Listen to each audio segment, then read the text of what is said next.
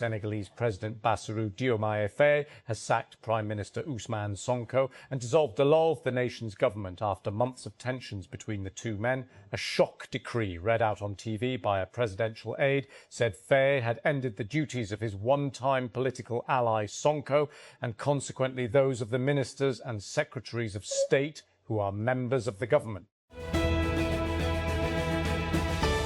Russian President Vladimir Putin has ordered retaliation to a deadly Ukrainian attack on what he said was a college dormitory in an occupied town. Putin accused Ukraine of a terrorist act after Ukrainian drones struck the dormitory in Starobilsk, an occupied town in eastern Luhansk, on Friday. Uganda has confirmed 3 new cases of Ebola, bringing the total number of infections in the country in this outbreak to 5, as authorities stepped up contact tracing to try to contain the spread.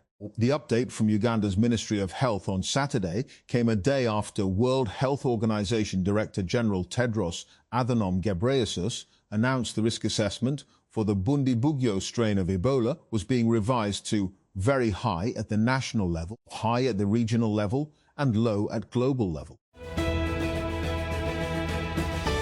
Boston, United States. Haitians are looking forward to their national team's first World Cup appearance since 1974, but high prices for tickets and transport, plus a travel ban, are preventing many from attending the games. Will play Scotland on June 13 in Foxborough, near Boston.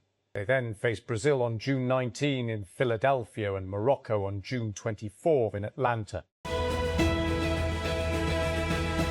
Founder of an online satirical political movement that mocked India's governing party, has accused the government of taking down the group's official website.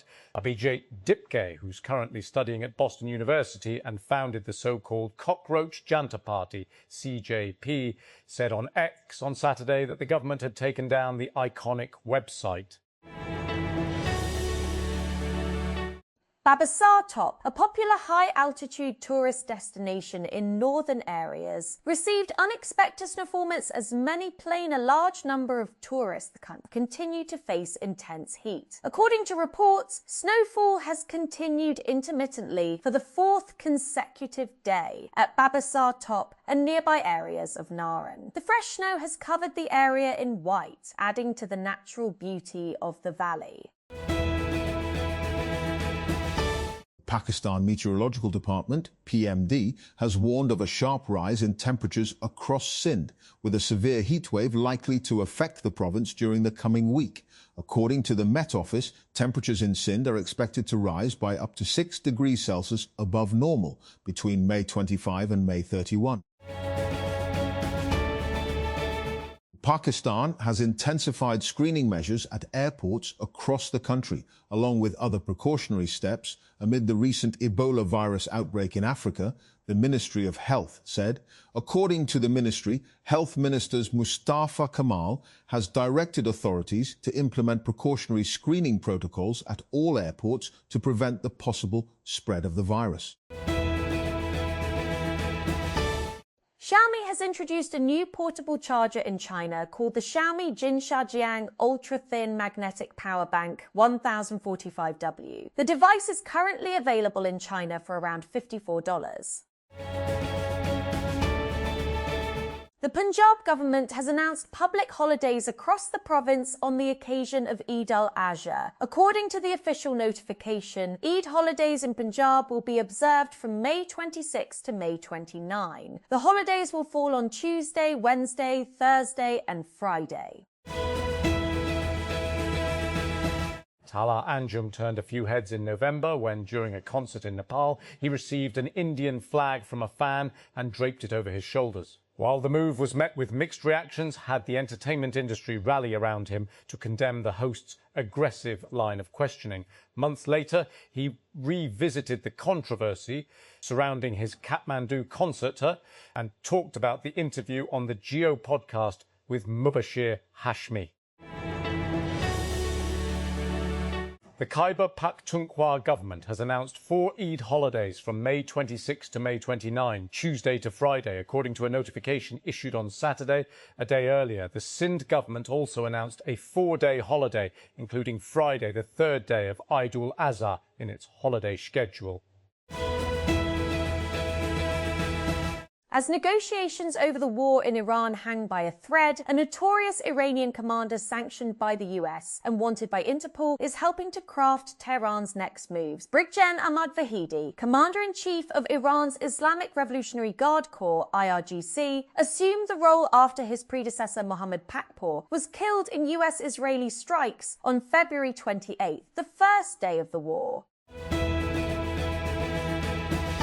Ukrainian President Volodymyr Zelensky has told European Union leaders that now is the time to begin the process of Ukraine's accession to the bloc, describing a proposal for associate membership as unfair. Zelensky said in a letter to EU leaders on Friday that associate membership would leave Ukraine voiceless, which would prevent Kyiv from advancing its interests. The Reuters news agency reported.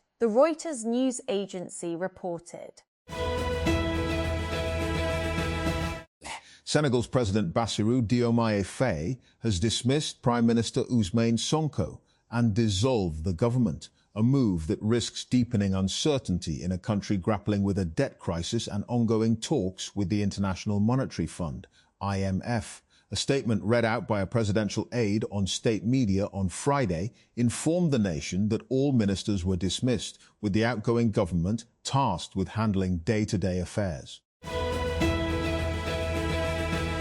Manchester. United captain Bruno Fernandes has been named the Premier League Player of the season after guiding his club to 3rd place in the standings while equalling the league's assists record with a game to spare. Fernandes tied the league record of 20 assists, jointly held by former Arsenal striker Thierry Henry and ex-Manchester City playmaker Kevin De Bruyne, with 1 game of the season to spare. Federal Investigation Agency has arrested a Pakistani man accused of attempting to obtain political asylum in Australia through a planned same-sex marriage arrangement. According to the Deputy Director of the Immigration, Shehzad Akbar, the suspect belongs to Gujranwala and was detained while attempting to travel to Sri Lanka. Realme has launched the Watch S5 smartwatch alongside the Realme 16T smartphone. The smartwatch comes in 2 colour options and features a circular AMOLED display. Realme says it can deliver up to 20 days of battery life. The Realme Watch S5 features a 1.43-inch AMOLED display with a 466 by 466 pixel resolution. The screen supports up to 1,000 nits of peak brightness and includes an always-on display. Designer Sassane Rehar recently showcased a fashion exhibit in Cannes during the Cannes Film Festival. It is veritably the most exciting time of the year for the city, with the creme de la creme of fashion and entertainment from around the world attending film screenings, parties and after-parties, and walking the famed Cannes Film Festival red carpet. Rehar did the same. He walked the red carpet, attended a film screening, dressed actor Sanam Saeed, who was there with him, and staged an exhibition at Chateau St. George. He also looked great while doing it. Mexico have beaten Ghana 2-0 in Puebla in a World Cup warm-up that offered a glimpse of the excitement building less than 3 weeks before the country opens the tournament. While Puebla is not among Mexico's World Cup host cities, fans in green shirts at Cuauhtémoc Stadium created an electric atmosphere throughout the night on Friday. Israeli forces launched a new wave of air attacks in Lebanon on Saturday after earlier raids killed 10 people, targeting an area near the Syrian border and several villages in southern Lebanon.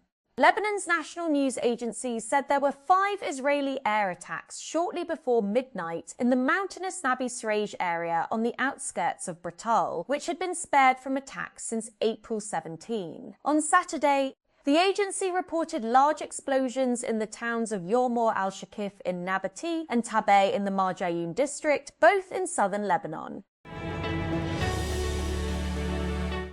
Tempers flared between Virat Kohli and Travis Head in the Indian Premier League, as the former India captain refused to shake hands with the Australian batter after Head's Sunrisers. Hyderabad handed Kohli's Royal Challengers Bengaluru a crushing 55-run defeat. The two exchanged heated words when Kohli opened for Bengaluru, looking to chase down a daunting target of 256. During the exchange, a visibly angry Kohli was seen gesturing towards Head to come and bowl. A woman from Rawalpindi has become the first female driver to obtain a heavy transport vehicle HTV driving licence from the City Traffic Police Rawalpindi. Humaira Nasir earned the licence after successfully completing the HTV commercial driving test, including a dumper driving assessment conducted at the Old Varan Depot on Peshawar Road in Sadar, Rawalpindi. A 21-year-old deaf and mute woman from Balochistan has become Pakistan's first known hearing and speech-impaired liver donor after donating part of her liver to save her critically ill father.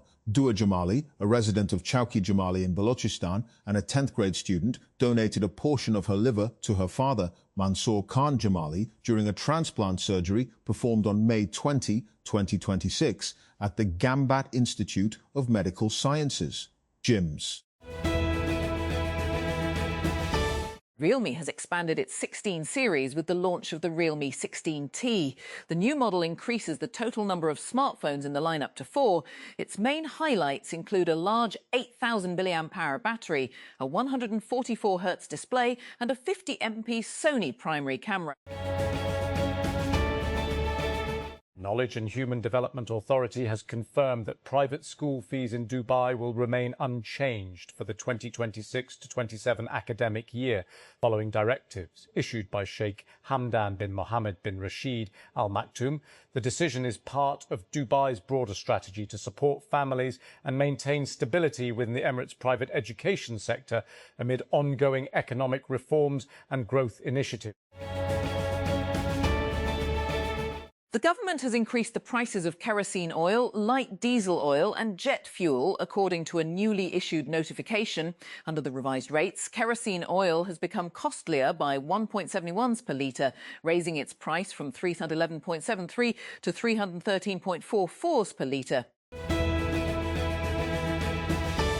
Pope Leo on Saturday called out companies who seek dizzying profits at the cost of environmental pollution, known as a hotbed for illegal dumping of toxic waste. On a visit to Acera, about 220 kilometers south of Rome, the first US Pope urged the world to reject temptations of power and enrichment linked to practices that pollute the land, water, air, and social coexistence.